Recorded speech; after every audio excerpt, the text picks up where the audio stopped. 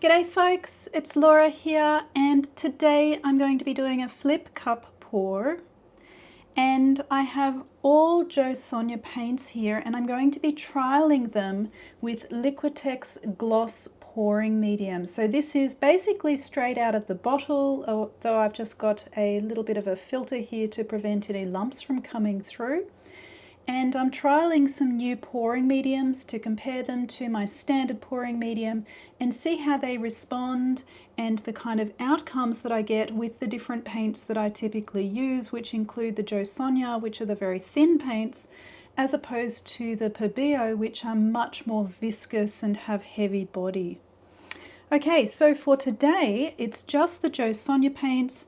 We've got the Premium Metallic Lustrous Gold, Turner's Yellow, Yellow Oxide, Gold Oxide, Brown Earth, and Titanium White.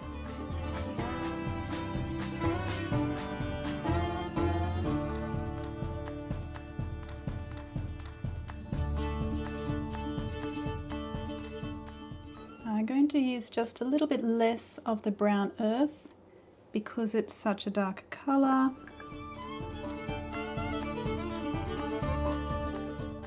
Okay, so the Liquitex gloss pouring medium is very fluid and it's also quite translucent in comparison to both my standard pouring medium and the Acrylic pouring medium that I've just been trying.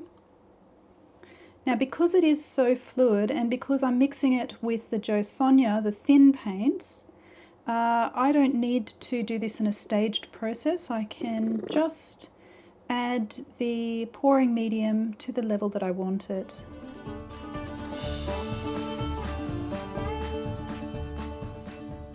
So you can definitely see already that it's quite a translucent pouring medium because you can already see patches of this paint coming through, which is quite interesting. This is far more liquid, far more liquid than my standard pouring medium. I have no idea how it's going to go in a flip cup. The paint itself, this lustrous gold, is an absolutely beautiful colour though.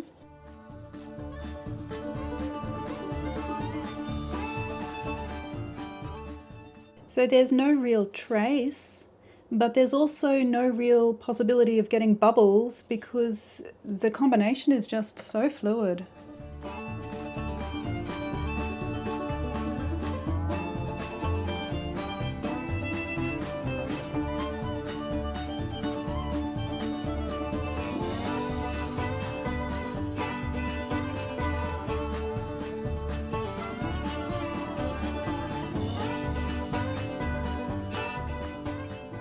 It's time to layer my cup now, and for this I'm going to use my standard cell activator.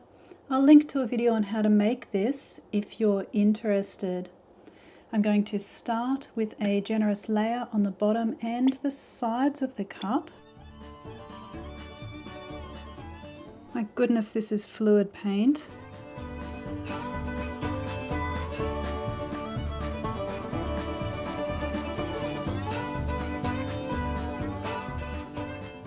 So I've just done a little bit of a dirty pour with the gold, pouring it from a bit of a height. I'm interested to see whether we get any interesting patterns from that effect. It's just remarkable how liquid this is. I am wondering actually whether the final result will just come out one blank colour because of the mixing. Because when it's very fluid, it's much easier for the layers, the different colours of paint, to actually mix. So you lose all that definition. But we'll find out very soon.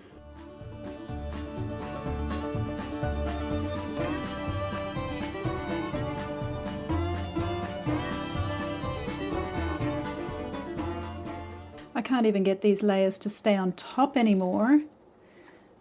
They're just creating the dirty cup effect, even when I'm not dropping them from a height. The white's a little bit more robust. Some of the paints were very liquid. Rightio. Well, I think the combination of colours is very beautiful at this stage. Now I've already prepared my canvas. This is the back of my canvas. I've added painter's tape as well as giant push pins. Time to flip the cup now. And this paint is incredibly fluid. It's going to go everywhere, and I think all of the layers are probably going to homogenize into one flat color. So let's see if my predictions come true. Let's go. It's definitely all over the place. I'll just move it up here a little bit.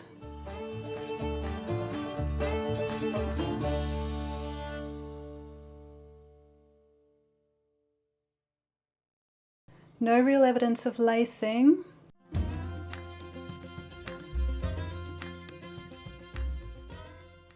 A little tiny bit perhaps of lacing coming up here. I do like the wispy effect, but what worries me about this pouring medium in combination with these paints is that it creates separation between the paints that develops as it dries, and that separation becomes more and more prominent. And so while it looks really beautiful and wispy at this stage, I am significantly concerned that it will develop into something that's not very attractive.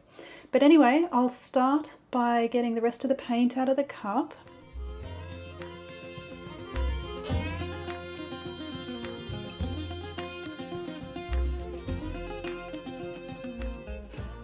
This paint is so incredibly fluid, it's just the whole lot is now moving down towards the left.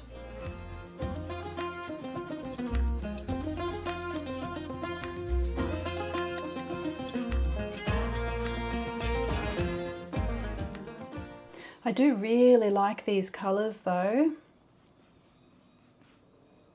Wow, look at that gold, that's amazing. I think I lost a lot of the gold off the side.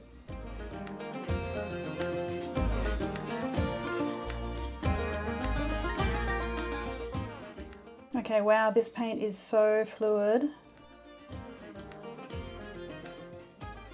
If I could just freeze this picture as it is without having to spin it, without losing any further paint off the side, I think it would be beautiful. But this pouring medium is just so fluid. It's just the paint can't stop moving. Okay, so I am going to spin it.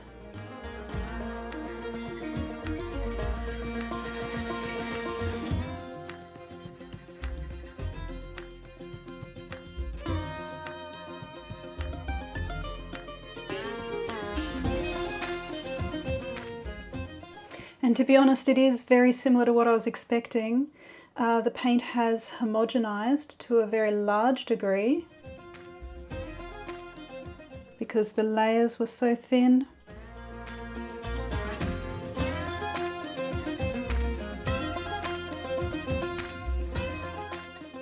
I didn't even use the heat gun on this one because there just aren't any bubbles in it.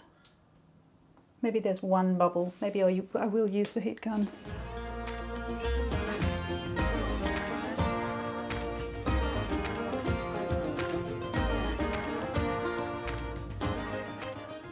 So while for the purposes of my wildlife painting, I think this is actually a beautiful background, I don't think it's going to stay like this as it dries.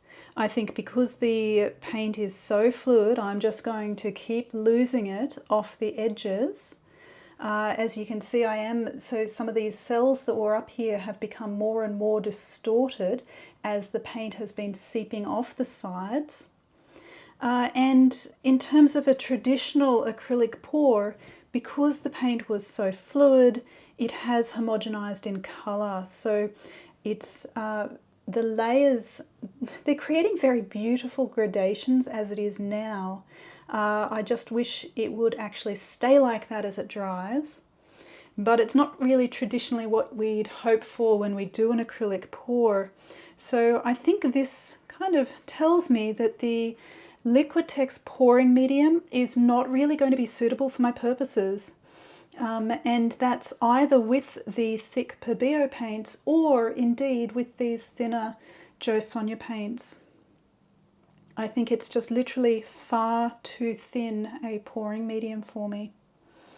So anyway, that was a really useful experiment. I will leave this set up just for a little while to see how it does develop as the paint dries. So thanks very much everyone for watching. Please let me know what you think in the comments.